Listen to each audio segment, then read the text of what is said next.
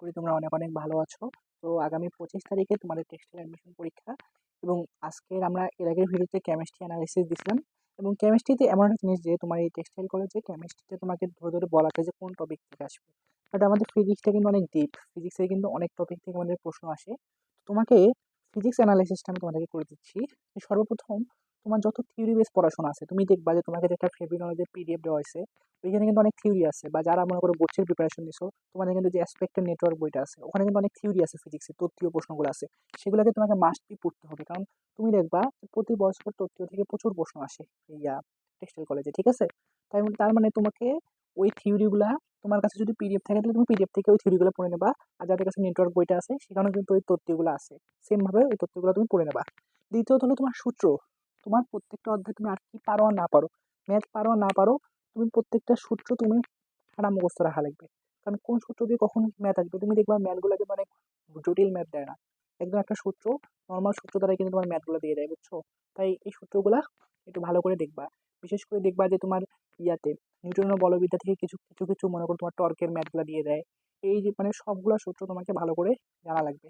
তৃতীয়ত কাজ হলো যে তুমি প্রথমে থিওরি বেস পড়াশোনা করবা, তৃতীয়ত হলো তুমি সূত্র পড়বা, চতুর্থ হলো তুমি কোয়েশ্চেন ব্যাংক সলভ করবা। কোয়েশ্চেন ব্যাংক কি, টেক্সটাইল কলেজ এবং তোমার ওই যে ফেব্রিক নলেজ বইয়ে কিন্তু তোমার যে বুটেক্সের কিছু কোয়েশ্চেন দেওয়া আছে, এই বুটেক্সের কোয়েশ্চেনগুলো তুমি পড়বা, সাথে টেক্সটাইল কলেজে প্রশ্ন পড়বা। তার সাথে তোমার ফেব্রিক নলেজ বই কিছু কিছু ম্যাথ দেওয়া আছে, মানে কিছু কিছু এক্সাম্পল ম্যাথ দেওয়া আছে। যে এক্সাম্পল ম্যাথ দেওয়া আছে সেই প্রত্যেকটা এক্সাম্পল ম্যাথগুলো তুমি পড়বা, প্রত্যেকটা এক্সাম্পল ম্যাথগুলো তুমি পড়বা, ঠিক আছে? সাথে যদি পারো তাহলে ফিজিক্স সেন্টার্সে সুমন ভাই যে আছে সেটার যে তার ফিজিক্স ম্যারাথন ক্লাস, তার তার ফিজিক্স ম্যারাথন ভার্সিটি হোক বা জিএসটি হোক, যে কোনো ভাবে তার যদি তুমি স্লাইডটা পড়তে পারো, সেটা কিন্তু ফ্রিতেই দেওয়া আছে ইউটিউবে। তুমি তার স্লাইডটা যদি পড়তে পারো তাহলে আশা করি যে তুমি যদি সাথে যদি ফিজিক্স সেন্টার্সে পিএইচের যদি তুমি স্লাইড পড়ো তাহলে তোমার প্রিপারেশনটা 100 হয়ে যাবে, 100 হয়ে যাবে। কারণ অনেকে আর স্লাইড পড়তে গেলে আটকালে মনে করো এই ক্লাসটা একটু দেখে নেবা, মানে ফিজিক্স সেন্টার্সের যে ম্যারাথন ক্লাসটা দুইটা মানে physics first paper second paper মিলে কতক্ষণ হবে, 6-7 ঘন্টা হবে। তাহলে তুমি সেই জিনিসটা যদি দেখে নাও তাহলে কিন্তু তোমার পুরো মনে করো এই পাশে মানে তুমি প্রিপারেশনটা সুন্দর করে গোছাই নিলা।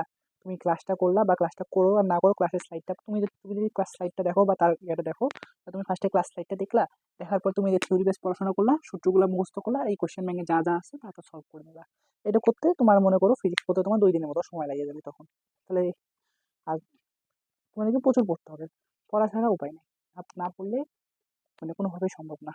তুমি যদি ভাবো যে হ্যাঁ সেটা টেক্সটাইল কলেজ, এখানে তুমি তুমি নিজে পরীক্ষা দাও, এখানে 60+ মার্ক পাওয়া অনেক কঠিন আছে। বিশেষ করে 24-25 যে কোশ্চেনটা হয়েছে সেখানে 60+ মার্ক পাওয়া কিন্তু মানে কষ্টের আছে, বুঝছো? তাই আশা করি মানে তুমি এটা একটু ভালো করে পড়ো। ভালো থাকো, সুস্থ থাকো, আসসালামু আলাইকুম।